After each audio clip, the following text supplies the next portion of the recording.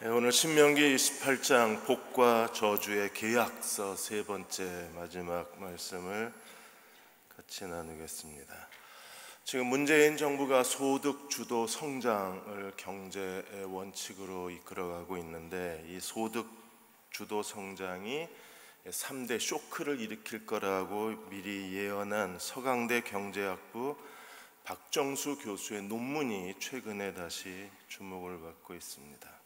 작년 9월에 이 논문을 쓰셨습니다. 이분이 소득 주도 성장에 관심을 갖게 된 이유가 박근혜 대통령 때부터 한국 경제가 소득 주도 성장 방향이 전환되고 있어서, 그래서 학자로서 경제학부 교수님이시거든요. 그래서 계속 연구를 하고 작년 9월에 이론화를 만들어서 이제 그 이론을 논문으로 발표를 하시게 된 겁니다. 이게 소득 주도 성장이 경제 규모가 큰 나라에서는 해볼 만한데, 한국은 경제 규모가 작잖아요.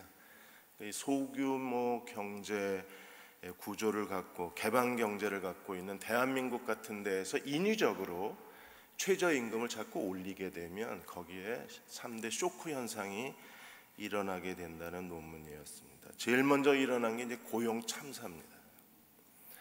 아무래도 그 경쟁력을 잃어버리게 되니까, 인건비가 오르면 경쟁력을 잃어버리게 되니까 사람들이, 사업하시는 분들이 제일 먼저 하는 게 일자리를 줄일 수밖에 없죠. 그러니까 결국에 이런 임금 수용을 받아들인 국내 기업이 비용이 오르니까 경쟁력이 떨어지고, 경쟁력이 떨어지니까 폐업하게 되고, 폐업하면 고용이 떨어지게 되고, 이렇게 되면 고소득의 사람하고 저소득의 사람의 차이가 점점 늘어나는 거예요. 그래서 이 소득 양극화 현상이 점점 커져요. 그렇게 되고 이제 폐업하게 되면 물건을 못 만들어내니까 물건을 어디서 가져와요? 해외에서 수입을 하게 됩니다. 해외에서 물건을 수입하면 국내는 고용이 더 안 되는 거예요. 그래서 고용 참사, 소득 양극화 심화 현상, 그리고 투자 부진. 그냥 외국에서 사오면 되니까 국내에서 투자를 안 하려고 하는 겁니다. 이런 반작용이 일어날 수도 있다라는 걸 경고했는데도 계속 지금 조금 더 기다려보자 하는 게 이제 정부의 입장입니다. 오늘 우리도 신앙생활에 여러 가지 이론이 있을 수 있어요. 주장이 있을 수 있습니다. 쓰러져야 된다, 제자 훈련을 받아야 된다, 기도를 많이 해야 된다, 여러 가지 신앙의 이론과 주장이 있을 수 있습니다. 그러나 가장 중요한 것은 무엇입니까? 언약 중심의 신앙으로 살아야 된다는 거예요. 어떤 신앙의 형태를 갖든, 어떤 신앙의 주장을 하든, 어떤 신앙의 이론을 갖든, 가장 중요한 건 언약 안에 거하는 하나님 백성이 그래야 하나님과 올바른 관계를 가질 수 있는 거예요. 우리가 자기가 옳다고 아무리 주장을 해도 그 사람이 하나님 언약 안에 거하지 않으면 이미 실패한 사람이 될 수밖에 없는 거예요.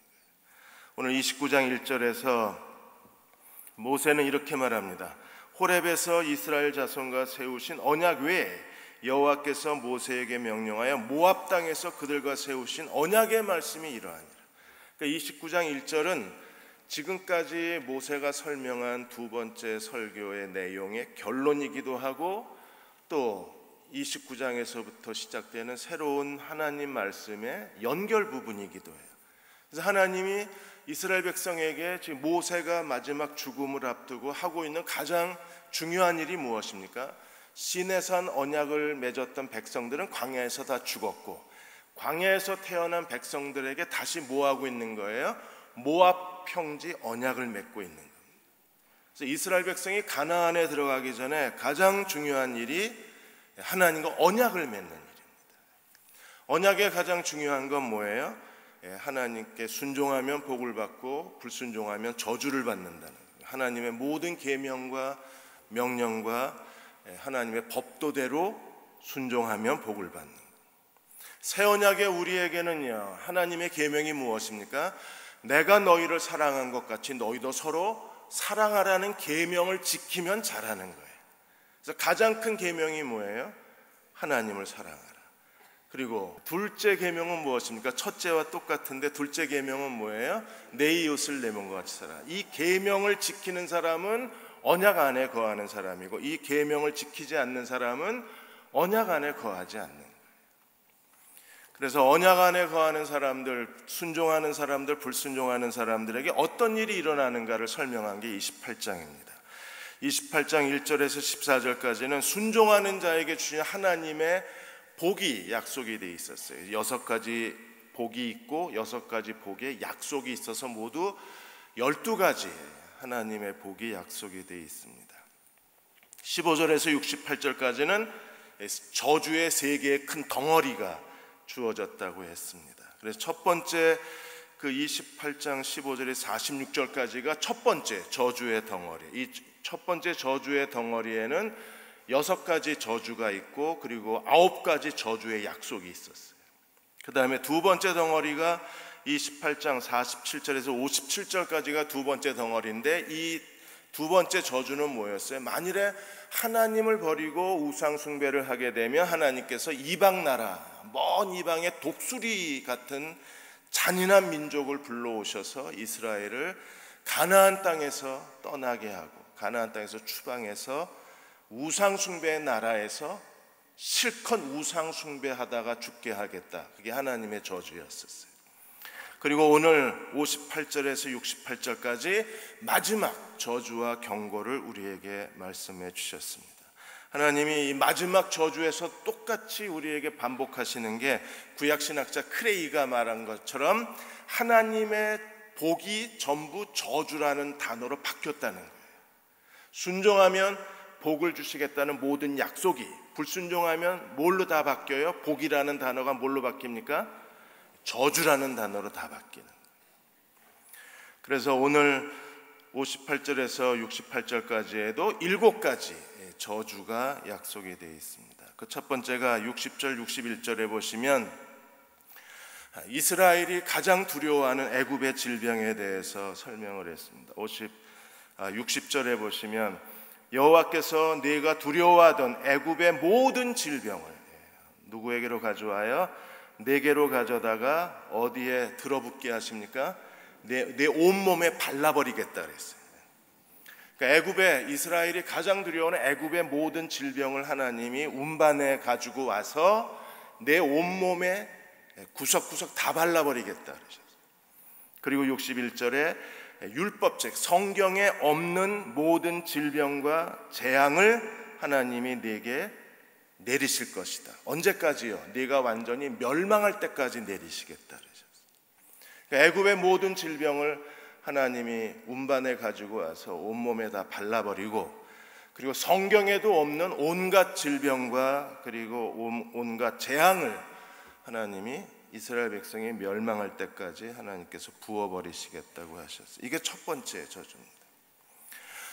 하나님께서 복을 내리실 때는 어떤 일이 벌어졌어요? 모든 애굽의 질병을 떠나가게 하시겠다 그랬어요. 순종할 때. 근데 불순종하면 도로 갔다가 내 몸에 부어버리겠다 그러시는 거예요. 두 번째 62절 63절에 보시면 하나님께서 이스라엘 백성을 축복하실 때에 가나안 땅에서 하늘의 별같이 바다의 모래같이 내 민족이 번성할 것을 약속해 주셨어요. 그런데 순종할 때에는 민족이 번성하지만 불순종하자 어떤 일이 벌어졌습니까? 백성들의 숫자가 줄어들어가고 있는 거예요. 그래서 62절에 너희가 하늘의 별같이 많을지라도 내 하나님 여호와의 말씀을 청종하지 아니하므로 남은 자가 얼마 되지 아니할 것이라. 계속 숫자가 줄어들어가는 거예요. 그리고 63절 너희에게 선을 행하시고 너희를 번성하게 하신 하나님, 번성하게 하기를 기뻐하신 하나님이 이제는 불순종하자 어떻게 됐습니까? 너희를 망하게 하시며 멸망당하게 하시기를 기뻐할 것이라. 그래서 남는 자가 얼마 되지 않는데 그나마 63절에 어떻게 한다 그랬어요? 땅에서 다 뽑아버리겠다 그러셨어요. 순종할 때에는 백성이 크게 번성하지만 불순종하면 하나님께서 이스라엘을 어떻게 하신다고요? 망하게 하시고 또 어떻게 하십니까? 멸망당하게 하셔서 남는 자마저 뽑아버리시겠다고 말씀을 하셨습니다. 지금 한국의 가장 큰 고민 중에 하나가 저출산입니다. 애를 안 낳습니다. 2017년도에 출산율이 1.05명이었습니다. OECD 국가 중에서 제일 출산율이 낮아요. 이렇게 되면 2022년도쯤 되면 한 해에 출산율이 20만 명밖에 되지 않습니다. 한 해에 20만 명 아이가 태어나가지고는 대한민국이 경쟁력이 없어요. 이미 한국은 벌써 65세 이상 인구가 14%가 됐어요. 고령화 사회로 넘어갔어요. 일본이 25년 걸린 걸 우리는 14년 만에 해치웠습니다. 대단한 대한민국입니다. 일본 같은 나라가 20년이 훨씬 넘게 걸린 걸 우리는요 불과 14년 만에 고령 사회로 그냥 들어가 버렸어요. 그래서 65세 이상 인구가 14%입니다. 근데 애는 안 낳습니다. 그럼 대한민국이 어떻게 되겠어요? 노인뿐인 나라가 되는 거예요. 그럼 경쟁력이 있을까요? 경쟁력이 없어지는 거예요.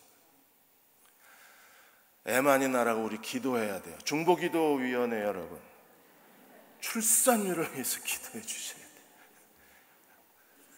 그러니까 정부가 급하니까 이제 3자녀 이상이어야 다자녀인데 이제 2자녀 이상도 다자녀로 인정해 주기로 했잖아요. 그게 두 번째가 인구 문제입니다. 세 번째는요, 하나님이 주신 약속의 땅에서 하나님이 이스라엘 백성을 추방시켜 버리시겠다고 하셨어요. 그래서 세 번째, 네 번째 저주가 64절에 담겨져 있습니다. 세 번째 저주는 뭐예요? 여호와께서 너를 이 땅 이 끝에서 저 끝까지 만민 중에 흩어버리시리니. 순종했을 때에는 가나안 땅을 기업으로 주셨지만 불순종하자 가나안 땅에서 이스라엘 백성들을 여러 나라로 흩어버리신다. 그래서 지금도 유대인들은 디아스포라, 전 세계에 흩어진 나그네가 됐잖아요. 그러다 1948년도에 지금의 팔레스틴 땅에 다시 그들이 이스라엘을 건국한 겁니다. 그럼에도 불구하고 지금 전 세계로 유대인들은 흩어져 있어요. 불순종으로 인해서 하나님의 저주로 전 세계에서 흩어진 겁니다. 네 번째 재앙이 뭐예요? 내가 그곳에서 너와 내 조상들이 알지 못하던 목석 우상을 섬길 것이다. 여러 나라로 흩어져 아시리아에 흩어지고 그 다음에 바빌로니아로 흩어져서 이스라엘이 어떻게 됐습니까? 그곳에서 아시리아의 혼합 종교에 빠지게 되고 그 민족이 바로 사마리아 사람이 된 거잖아요. 그 다음에 남유다는 바벨로니아 1차, 2차, 3차 끌려가서 거기서 바벨론 우상을 섬기게 된 거예요. 우리가 잘 아는 다니엘과 사드락 메삭 아벳느고도 바빌로니아에 끌려가서 어떻게 됐어요? 그들이 바벨론의 학문을 다 배워서, 바벨론 학문은요 점성술을 배우는 겁니다. 그런데 다니엘이 뭘 거절했습니까? 왕의 식탁을 거절했습니다. 왜요? 왕의 식탁이 다 어디서 와요?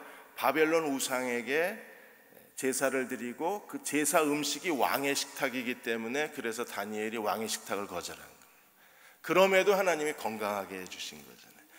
그래서 이스라엘 백성이 불순종하자 하나님이 세 번째 전 세계로 흩어버리시고 네 번째 우상 숭배를 하도록 하나님께서 이스라엘 민족의 치욕거리가 되게 하신 거예요.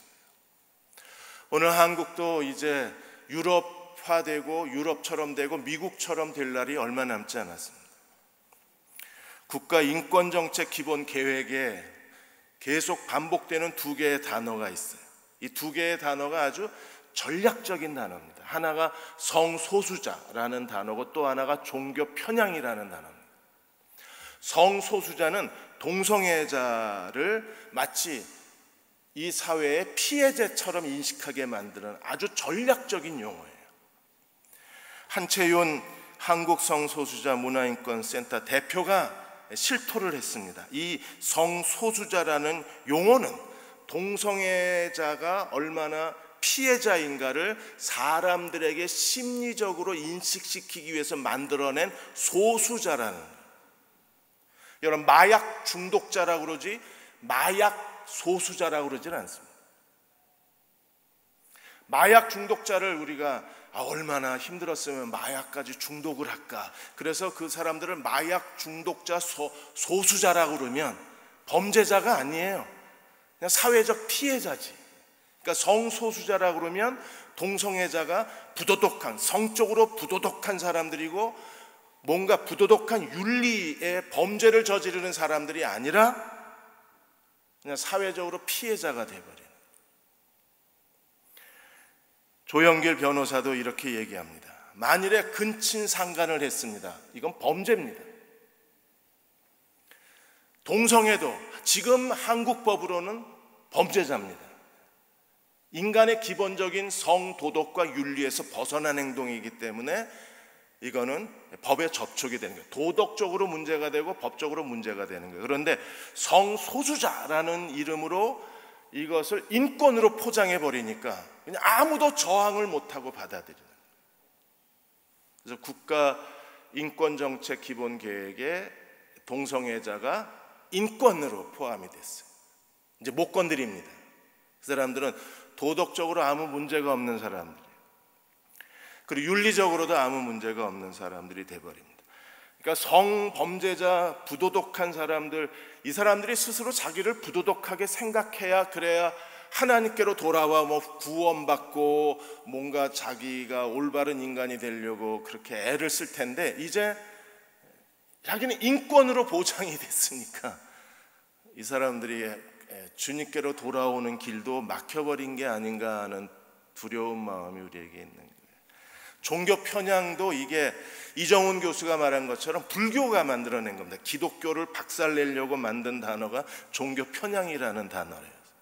그런데 이게 국가정책 NAP 인권계획에 들어가면서 이게 기독교에 대한 종교 차별이 될 가능성이 커진다는 거예요. 이제 다른 종교, 무슬림에 대해서 우리가 함부로 얘기하거나 동성애자를 비난하면 종교 차별법에 걸려요.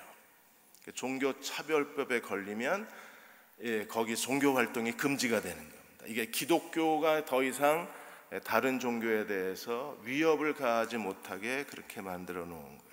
이렇게 되면 유럽이 이 동성결혼 합법화하고 동성애자를 인권으로 받아들이고 종교 차별법을 해서 기독교가 완전히 무기력해졌잖아요. 미국도 지금 종교 차별법을 받아들이고 성소수자 개념을 받아들여서 미국에서는 지금 길거리에서 전도 못합니다. 기독교 국가가 길거리에서 전도도 못하는 나라가 돼버렸어요. 이게 종교 차별이 되는 거예요. 그런 것처럼 대한민국이 그렇게 돼버리면요, 우리가 이 땅에서 하나님이 지금까지 주셨던 복을 누릴 수 있을까? 못 누릴 가능성도 있어요. 왜?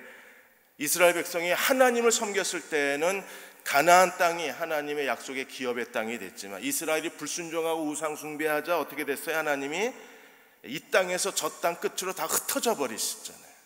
그런 것처럼 지금 유럽이나 미국의 기독교가 점차 쇠퇴기를 접어들었는데 한국도 만일에 이미 이제 기본 계획 NAP가 통과가 됐기 때문에 이게 정부에서 이 공무원들의 교육하고 이게 국어사전에 올라가고 이런 사회적인 다음 우리 아이들에게 이런 걸 가르치게 되면 한국이 예전의 대한민국일까? 그렇지는 않을 것 같아요.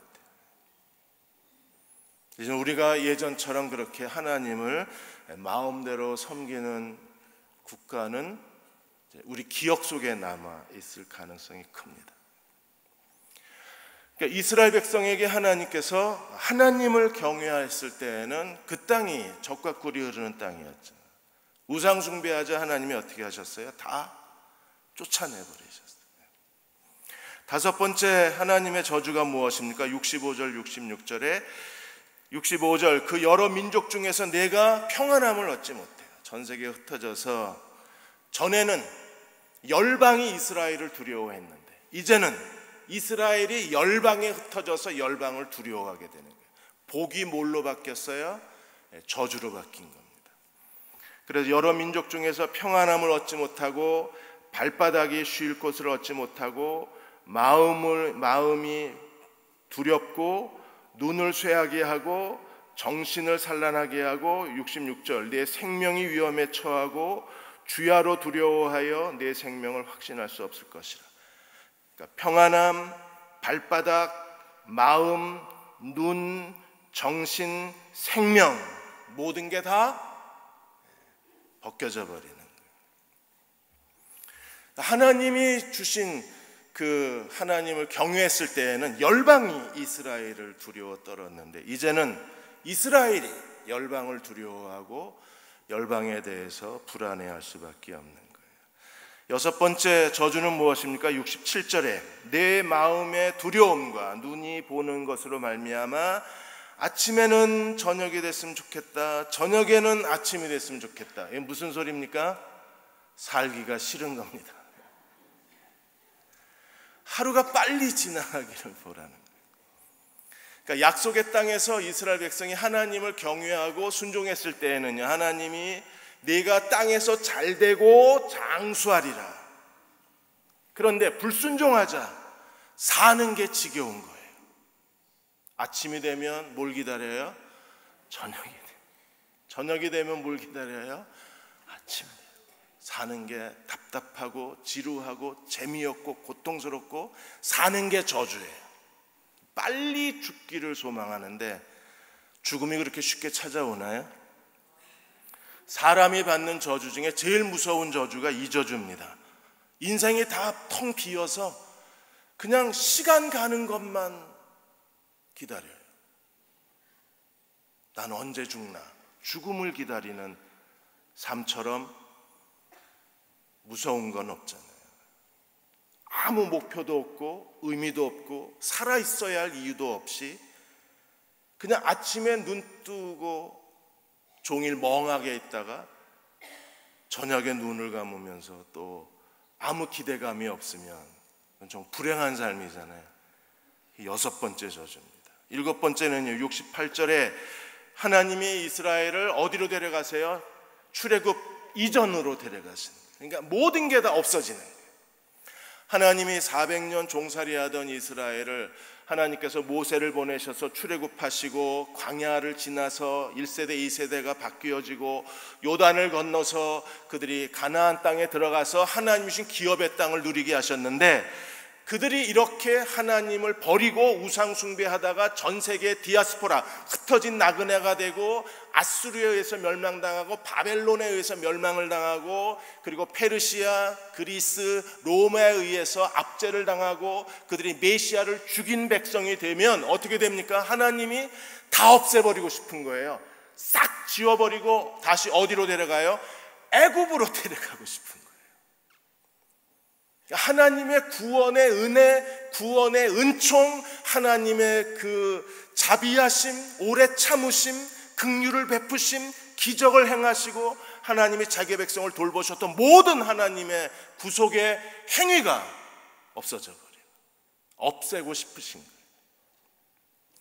하나님의 큰 후회의 대상이 되는 겁니다. 그래서 68절에 너를 배에 싣고 전에 내게 말씀하여 이르기를 내가 다시는 그 길을 보지 아니하리라 하신 그 길로 너를 어디로 데려가요?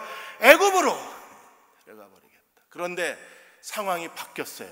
그전에는 애굽의 바로가 이스라엘을 노예로 삼았잖아요. 그런데 이제는요, 노예로도 가치가 없어요. 노예로도 가치가 없어서 거기서 너희가 너희 몸을 적군에게 남녀 종으로 팔려 하나 살 사람도 없어요. 그나마 이스라엘의 과거는 뭐였어요? 애굽의 바로의 권세에 종살이하던 노예 신분이었잖아요. 근데 하나님이 다 지워버리시고 하나님이 체념하시고 포기하시고 이스라엘을 다시 애굽으로 배를 태워서 데려가셨을 때에는요, 그나마 노예로 사줄 사람도 없는 거예요. 만일에 노예로 사주지 않으면 애굽에서 뭐 하겠습니까? 굶어 죽는 겁니다. 그나마 노예로 살았으니까 뭐 고기가마 얘기도 하고 파, 마늘, 부추 먹겠다고 애굽에서 투정 부리다가 하나님 앞에 얻어맞았지만 그나마 노예가 아니면요, 애굽 땅에 고기가마도 없고 파, 마늘, 부추도 없고 먹을 거 아무것도 없는 거예요. 이스라엘이 결국에 불순종하면 하나님이 이러한 무서운 재앙을 내리시겠다고 경고하신 겁니다. 오늘 우리도 하나님 앞에 깨어 근신하고 정신 차리고 하나님을 섬겨야 합니다. 왜냐하면 여전히 우리는 언약 안에 있어요. 언약이 어디 있어? 우리 안에 있어요. 여전히 하나님의 그 언약의 법칙은 만유 인력처럼 우리를 지배하고 다스리고 있는 거예요. 우리가 하나님의 새 계명에 하나님을 사랑하라, 이웃을 사랑하라 계명에 순종하면 하나님이 우리에게 복을 주시지만 그 계명에 순종하지 않으면 하나님이 기독교를 완전히 벌거벗겨 내시는 거예요. 그래서 교회가 이렇게 부끄러운 시대가 없었잖아요. 개인의 삶도 마찬가지입니다. 지난 25일 날 옥천에서 우리 가까운 곳에서 내모녀 살해 사건이 일어났어요. 수면제를 먹이고 아내와 세 딸, 7살, 9살, 10살 세 딸을 전부 목 졸라 죽였습니다. 남편이 그랬습니다. 42세 아버지가 이분이 검도 6단이에요. 검도하시는 분들은 정말 젠틀하신 분이십니다. 그런 것처럼 운동을 가리킬 때는 검도, 아까 검도 도장 사진 보셨는데 검도 도장을 옥천에서 운영을 하고 있었는데 이 운동하는 사람들이 성품이 깨끗합니다. 그렇게 신사적으로 잘 가르치고 가족에게도 정말 다정한 사람이었는데 이게 도장 차리고 아파트 구입하면서 아마 그 돈을 빌렸던 것 같은데 이게 빌린 돈이 또 이자를 갚지 못하니까 또 제2금융권에 돈 빌리고 나중에 사채까지 끌어모아서 지금 한 달에 이자만 400만 원에서 500만 원. 그러니까 빚이 또 빚을 낳아서 한 7억 원 정도 빚을 줍니다. 막다른 골목인 겁니다. 더군다나 자기 도장에서 검도 배우는 관원들 세 아이 이름으로 1억을 대출받았는데 그게 부모한테 발각이 나서 이제 부모에게 고소를 당할 상황이 된 것 같아요. 그러니까 그 좌절감 때문에 결국에 혼자 죽으려고 하다가 7억의 빚더미 그냥 남겨놓으면 세 딸은 어떻게 살아요? 아마 세 딸의 장래를 생각하니까 더 함심했을 아버지 마음이 느껴지더라고요. 자기 혼자 가면 홀가분하지만 그냥 남겨놓으면 세 딸은요 정말 사람들에게 손가락질 받고 자라야 되잖아요. 그러니까 아예 같이 가자 이러고 아내하고 세 딸을 전부 살해하고 이제 와서 이제 후회를 하고 있는 거예요. 가끔은 인생이 너무 버거워요. 이 6번째 저주가 진짜 무섭습니다. 아침에 눈을 뜨면 언제 저녁이 오나, 저녁에 또 눈을 감으면 또 언제 눈을 뜨나, 이렇게 사는 게 정말 힘겹잖아요. 우리가 하나님을 사랑하고 하나님께 더 마음과 뜻과 힘과 목숨을 다해서 하나님을 사랑하고 이웃을 자기 몸처럼 사랑해야 될 이유가 여기에 있는 거예요. 신명기 언약 안으로 들어갑시다. 모압 평지 언약 안으로 들어갑시다. 그래서 우리가 하나님께 순종해서 복을 받는 하나님의 보응신학, 순종해서 복을 받는 그리스도의 종들이 되셨으면 합니다. 그러기 위해서 두 가지를 해야 되는데, 첫째로 우리가 축복을 받으려고 순종하는 게 아니라 하나님을 사랑하기 때문에 순종하셔야 돼요. 저주받기 싫어, 난 복을 받을 거야, 그리고 억지로 순종을 흉내내지 마십시오. 순종은 흉내내서 되는 게 아닙니다. 아나니아 삽비라가 순종하는 것처럼 흉내내려다가 흉내 못 냈잖아요. 내려면 그 제대로 냈어야지 반만 흉내내다가 들켜버렸잖아요. 순종이 흉내낼 수 없어요. 우리가 하나님을 사랑함으로 순종해야지, 사랑이 없으면 순종이 없어요. 그래서 우리가 하나님 사랑하는 마음을 더해달라고 기도해야 합니다. 그 하나님의 사랑, 성령이 우리 안에서 하나님의 사랑을 깨닫게 하시고 우리 하나님의 백성으로 우리를 선택해 주신 것만으로도 감사하고 구원해 주신 것만으로도 감사하고 그리스도 안에 있다는 것만으로도 감사하는 사람들이 즐겁게 순종할 수 있어요. 그리고 하나님의 사랑을 깨달으면 그냥 하루하루가 감사하고 기쁠 수밖에 없습니다.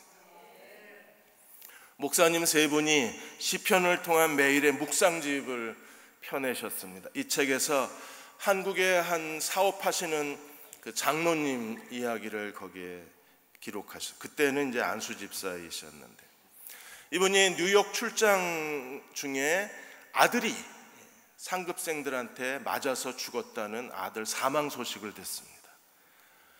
그래서 놀래서 급하게 비행기를 예약하고 비행기 타고 오는데, 비행기 안에서 아들을 때려 죽인 그 상급생들에 대한 아들이 고이였었는데 분노와 증오심 때문에 몸부림을 치는 거예요. 그냥 식은땀을 흘릴 정도로 그 15시간, 뉴욕에서 한국까지 15시간 걸리거든요. 15시간 동안 분노에 사로잡혀서 그놈들 다 죽이고 나도 감옥 가겠다, 그럴 생각까지, 극단의 생각까지 했는데, 갑자기 성령께서 마음속에 예수님의 십자가가 생각나게 한 거예요.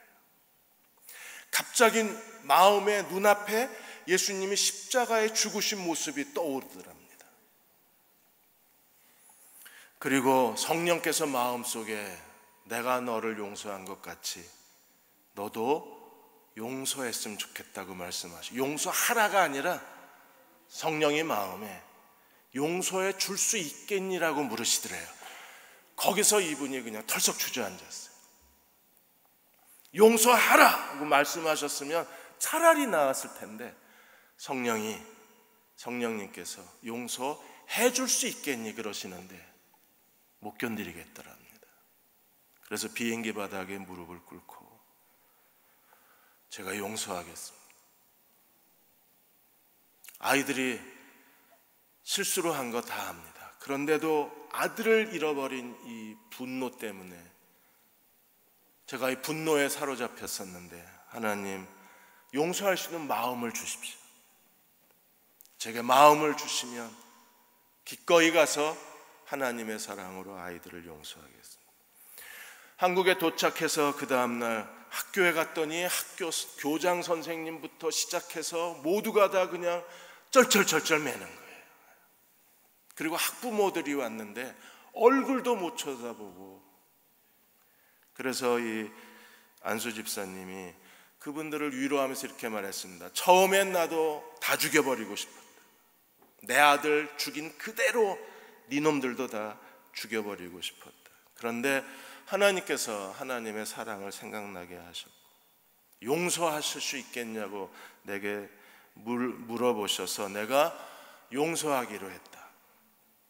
그래서 교장 선생님 위로하고 학생부 담임 그 학생 주임 선생님 위로하고 부모들도 다 위로하고, 그리고 이미 그 들어가 있는 아이들도 다 찾아가서 위로하고, 재판에 나가서 이 아버지가 증언을 하기를, 내 아들 죽인 아이들이지만 애들이 죽이려고 그랬겠냐, 실수로 죽인 것 같은데 이 아이들을 용서해 줬으면 좋겠다. 그래서 재판 때마다 가서 이 아버지가 탄원을 했어요. 제발 봐달라고. 이 아이들이 다시 재판을 받고 감옥에 들어가면 난 더 괴로울 것 같다. 아들 죽은 것도 힘이 든데 아들을 죽인 애들이 감옥에 들어가 있을 것 생각하면 더 마음이 아프다. 그래서 계속 이 아이들을 용서해달라고 탄원을 했어요. 그래서 법정에서 그 탄원을 받아들였습니다. 용서란 무엇입니까? 지워버리는 겁니다. 완전히 다 지워버려요. 그래서 이분은 난 지워버렸습니다. 내 아이들을 죽인 아이들의 그 악함을 나는 지워버렸습니다. 이 사람이 순종하는 사람입니다. 하나님을 사랑하기 때문에 하나님 말씀대로 순종하는 거예요.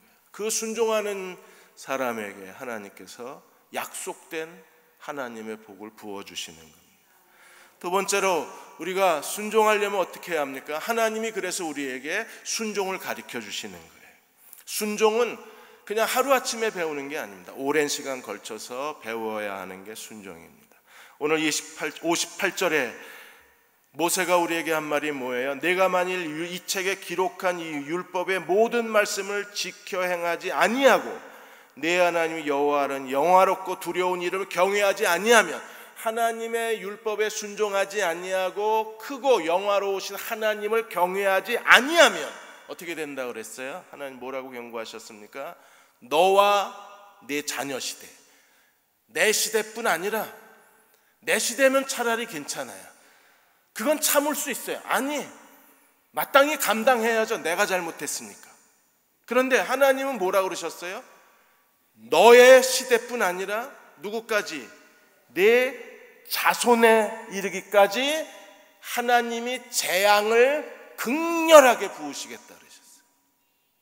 세 번역에 이렇게 되어 있습니다. 너와 내 자손에 이르기까지 재앙을 쏟아 부어 버리시겠다.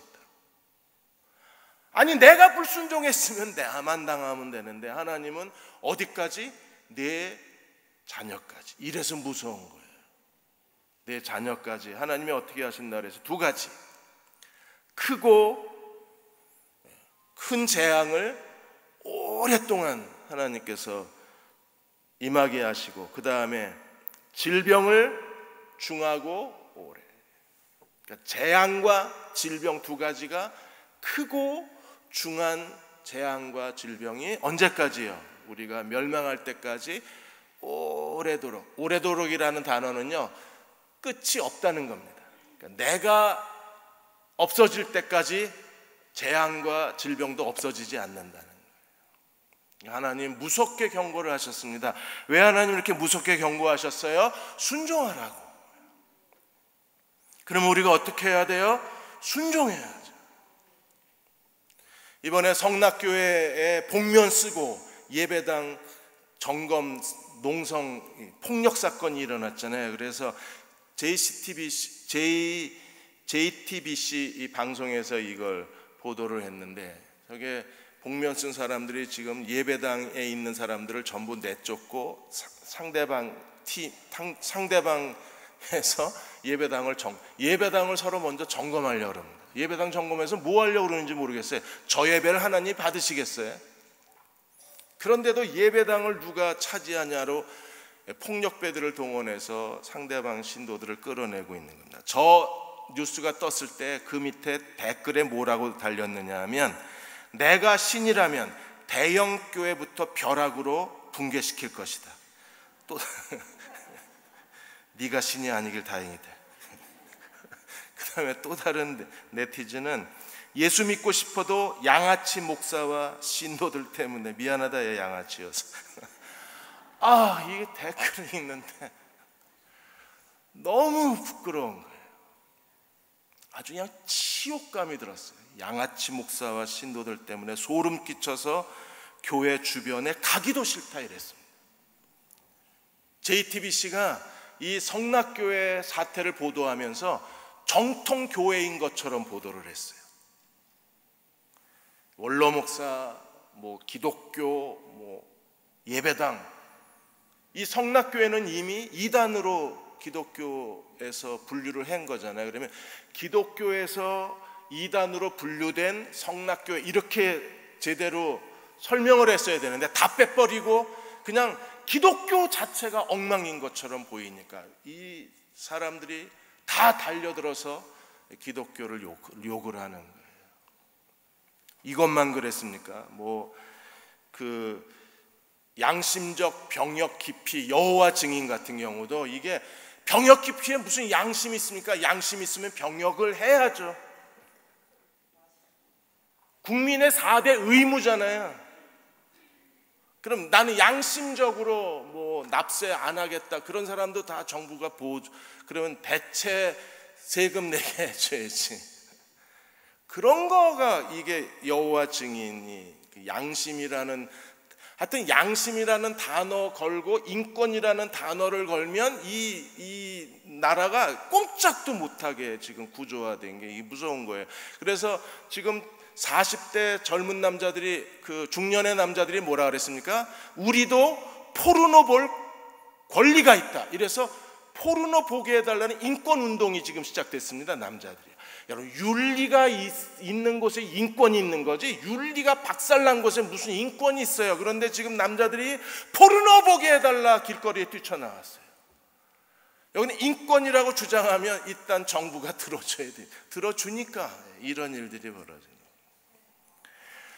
지금 이단들이 사회적으로 큰 무리를 일으킨 거에 대한 보도 자료가 나왔어요. 이 이단들이 지금 이 많은 사람들이 김기동, 박명호, 신옥주, 정명석, 이재록 쭉 해가지고 박옥수, 이요한, 이만희 이래가지고 이 사람들이 사회적으로 무리를 일으킨 이단들의 그 단체, 이단들의 그 모임이 이름들이 그대로 다 노출이 돼버렸습니다. 우리는 어떻게 해야 돼요? 하나님 언약 안에 들어가서 하나님께 순종해야 돼요. 그러기 위해서는 순종을 배워야 합니다. 히브리서 5장 8절 9절에 예수님도 어떻게 순종을 배우셨어요? 그가 아들이시면서도 받으신 고난으로 순종함을 배워서 온전하게 되셨은즉 자기를 순종하는 모든 자에게 영원한 구원의 근원이 되시고, 예수님도 어떻게 순종을 배우셨습니까? 고난으로 순종을 배우셨어요. 그리고 예수님이 누구의 구원의 주가 되셨어요? 순종하는 자에게. 그러므로 우리도 고난을 통해서 순종하는 자가 되어야 합니다. 예수님도 순종하는 모든 자에게 영원한 구원이 되셨다고 약속을 해주셨어요. 로마서 6장 16절에 우리가 자기 자신을 누구의 종으로 내어주든지 순종함을 받는 자의 종이 되는 겁니다. 그래서 너희 자신을 종으로 내주어 누구에게 순종하든지 그 순종함을 받는 자의 종이 되는 줄을 너희가 알지 못하느냐? 혹은 죄의 종으로 사망에 이르고 혹은 순종의 종으로 의에 이르느니라. 죄의 종이 되시겠습니까? 죄의 종으로 사시겠어요? 소리가 잘 안 들리세요? 의의 종으로 사시겠습니까? 의의 종으로 살아야죠.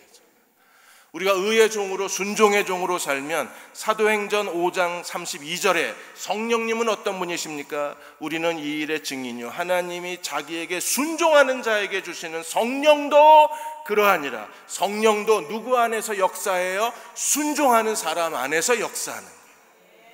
우리가 죄에 순종하면 죄의 종이 되고 의에 순종하면 의의 종이 되는 거예요. 그런 것처럼 우리가 누구를, 나 자신에게 순종하면 옛사람의 사람이 되지만 우리가 그리스도에게 순종하면 새 사람을 입는 사람이 되는 거예요. 사랑하라는 계명을 따라 삽시다. 그럼 우리가 하나님의 은혜와 복 안에서 살 수 있어요. 콜베 신부 이야기만 하고 마치겠습니다. 폴란드의 아우슈비츠하고 그리고 일본의 나가사키가 하나로 연결되어 있다는 걸 아사히 신문 일본 기자가 찾아내고 신문을 실었습니다. 폴란드의 아우슈비츠하고 일본의 나가사키가 어떻게 하나가 될 수 있나? 그 하나로 연결시킨 사람이 바로 폴란드 신부였던 콜베 신부였었어요. 이 콜베 신부가 그 아우슈비츠 수용소고 오른쪽에, 제가 볼 때 오른쪽에 보이는 건 일본의 나가사키에 대한 겁니다. 이분이 36살의 나이에 일본의 나가사키에 가서 다른 두 캐톨릭 신부하고 가서 거기에 교회를 세우고 그 외국인 묘지를 세우고 그리고 여러 서양식 건물을 세웠어요. 그래서 일본의 나가사키에 한번 가보시면, 저는 뭐 그림으로밖에 안 봤지만 완전히 일본의 문화하고 서양 문화가 절묘하게 잘 어울려지는 새로운 그 유럽 같은 도시가 나가사키입니다. 거기에 이제 콜베 신부가 가서 복음을 전하다가 그분이 1936년 5월에 폴란드에서 유럽의 회의가 있어서 회의에 참석했다가 거기서 이제 제2차 세계대전이 일어나게 된 거예요. 그리고 신부라는 이유와 나치에게 협조하지 않는다는 이유로 체포를 당해서 아우슈비츠에 끌려갔어요. 아우슈비츠에서 수용하고 있는데 저 아주 완전히 몰골이 다 이 콜베 신부 기념관에 저 그림이 걸려 있습니다. 저렇게 비참한 상황에 뼈만 남는 상황이 됐는데 거기에 한 사람이 탈출을 해요. 한 사람이 탈출을 하면 10사람을 지명해서 10사람을 죽입니다. 그것도 10사람을 총으로 쏴서 죽이는 게 아니라 지하에 아사실이라고 굶어 죽이는 방에다가 10사람을 다 가둬버려요. 거기 사람이 서서 잘 수도 없어요. 누워서 잘 수도 없는 방에다가 사람을 가둬들이고 굶어 죽는 사람만 하나씩 끌어내요. 근데 어느 한 사람이 탈출을 했습니다. 10사람이 독일군 장교가 너 이러고 10사람을 지목했는데 한 사람이 자기는 아내가 있고 아이들이 있는데 제발 살려달라고 그 독일군 장교에게 울면서 소리를 질렀어요. 그때 콜베 신부가 자기가 이 사람 대신에 자기가 죽겠다고 나섭니다. 콜베 신부가 그 사람을 대신해서 아사실로 들어가요. 지하에 들어가서 2주 만에 9명이 다 죽어요. 콜베 신부는 2주가 지났는데도 살았어요. 그러자 독일 나치 게슈타포 이 비밀 경찰들이 이 석회수가 들어있는 주사를 혈관에다 놔요. 그래가지고 콜베 신부를 강제로 죽입니다. 나중에 전쟁이 끝난 다음에 한 사람이 이 캐톨릭 교회에 와서 자기가 아우슈비츠 수용소에서 콜베 신부 때문에 살아난 사람이라고 증언을 했어요. 그 사람이 가요비니 체코라는 사람입니다. 그 사람의 사진이 저 안에 그 박물관에 걸려 있어요. 내가 그 사람 때문에 살았다. 그 사람 때문에 나와 우리 가족이 다 살았을 뿐 아니라 그로 인하여 나는 그리스도를 믿게 되었고, 그리고 내가 가서 교회마다 증언하는 곳마다 많은 사람들이 이 콜베 신부로 인해서 하나님의 사랑을 알게 되었다. 콜베 신부는 죽었지만 우리 마음에 살아있고, 콜베 신부는 죽었지만 우리 모두를 구원했다고 간증을 했어요. 하나님 사랑이 있는 곳에 하나님의 기적이 있습니다. 그리고 하나님 사랑이 있는 곳에 하나님의 복이 있습니다. 하나님을 사랑하고 서로를 사랑하는 저와 여러분 되시기를 주의 이름으로 축원합니다. 우리 310장 하나님의 은혜로 이 쓸데없는 자, 우리 1절하고 마지막 절 부르시고 기도하고 축도하겠습니다.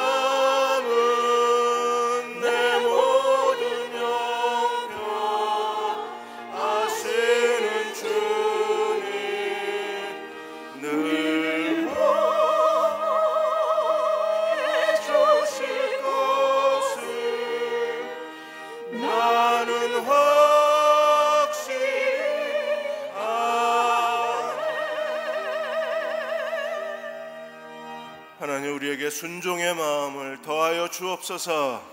하나님을 사랑하고 마음 다해 뜻을 다해 힘을 다해 목숨을 다해 하나님 사랑하고 내 이웃을 내 몸과 같이 사랑하라 하신 새 계명에 순종하는 사람이 되게 하여 주옵소서. 하나님 사랑 안에 거하는 저희들 삶이 되게 해주시기 원합니다. 순종의 마음을 배우게 해주시고 순종함으로 하나님을 섬기는 그리스도의 종들이 되게 도와주옵소서. 우리 같이 함께 소리내어 통성으로 기도하겠습니다. 아버지 하나님, 저희들에게 순종의 마음을 더하여 주옵소서. 순종케 해주시기 원합니다.